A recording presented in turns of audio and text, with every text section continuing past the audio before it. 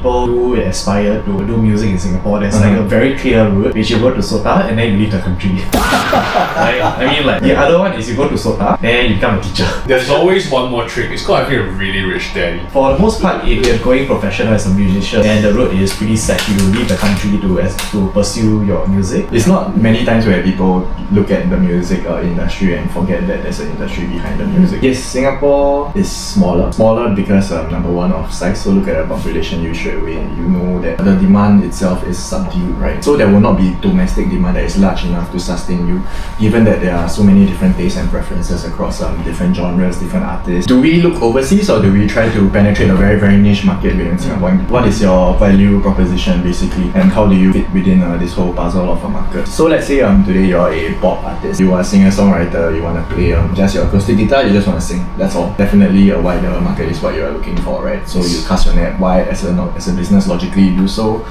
You have a larger addressable market, and then you play your strategies towards the mass market basically. Some will do better than others. So at the top, record labels, things like that, they have an eye for sure. I mean, that's why they're there. The question is, do you need a label for what you're doing here in Singapore? No. But then if you decide to scale, which is your point, right? Then definitely you need some resources and help. And if your mother and your father isn't like MFA kind, MFA stands for Mother Father Assistance, by the way. MFA kind, you will have that sort of a struggle that you have like glass ceiling, right? And my friends prefer to use the term daddy's credit card. Daddy's credit card. Yep. The black card. Yep. Just which daddy is the only question. You have upcoming independent labels who are amassing all these very young talents, I guess fresh artists who are very talented also. But then I have that whole package within all this. They are trying to sell like this whole this Singapore arts movement, and then they are able to capture all these grants, all these partnerships with like Spotify, playlisting, things like that. So that's another route for the younger gen to go, actually looking for, I guess, more of the independent